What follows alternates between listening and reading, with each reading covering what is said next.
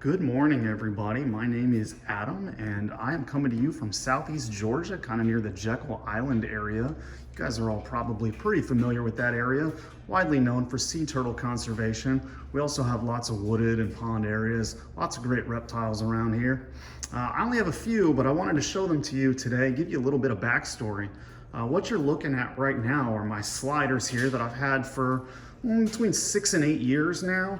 This little male right here, he's a red-eared, although I think he's kind of more of a morph. I don't think he's pure red-eared, but he's the first one I got. He's the one that kind of got me into this.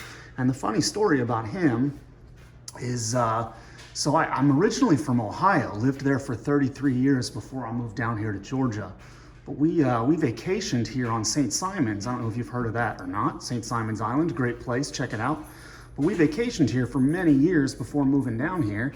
And there was a little kind of novelty shop that was selling these guys, you know, probably illegally, to be honest, because they don't anymore. But, you know, one year on vacation, we bought him, you know, itty bitty little guy. And I had 2-year-old kids then, they're almost 10 now. And my mom bought them thinking it would be a great thing for my kids to experience. So, you know, not knowing anything about him, she bought him. You know, he was maybe, I don't know, this big around, maybe, tiny guy. But took him up to Ohio, stuck him in a little Tupperware, and he lived there for several months. You know, she didn't know anything about it. I didn't know anything about it. It was hers. And then, long story short, she goes on a vacation, asks me to watch him for a while. That's when I started doing the research, learning about, you know, UV lighting and heat lamps and all the right kind of environment for him. And she just kind of decided that was too much for her, so I kept him. And, you know, his environment has kind of progressed over time as I've learned more things. I'm gonna zoom back here a little bit. You can kind of see what we're dealing with here. This is the result of, you know, many different trial and errors, and I'm sure this isn't a final product by any stretch. But you can see here where I've gone with kind of an egg crate type of thing and a basking dock. This is a 75-gallon tank, I believe. You know, learn the hard way, gotta have the heavy duty Fluval.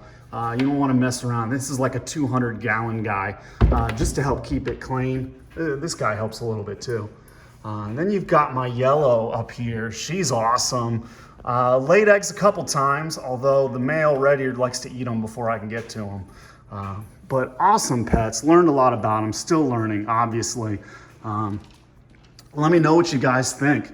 But the other thing I wanted to share, and this is a new addition, I'm gonna come over here, you're gonna see some of my dogs here. I started out as a dog guy. You know, say hi to the dogs. This is a brand new addition, and I have only done aquatics until now, but this is a baby, well-started juvenile Hermann's. And he is awesome. We're gonna open him up here. And I'm still learning about him, but I'm real excited about this guy. Already tons of personality. Awesome dude. See if I can get some light on him there. So we have not so creatively named this guy just Hermann or Hermie, but I'm super excited to learn about him. So he's new to me. And then I'll go back over here for a minute. So these guys here, my kids named the red-eared Moo, which is funny because they were 2 at the time, like I said.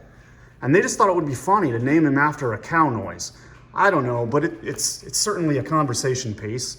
And then the female over here is Izzy. So this is Moo and Izzy. And you can see Moo is interested in Izzy. He likes to do his little nail fluttering. All right, well, I thought I'd share my setups here and hope to see some videos and see some of yours.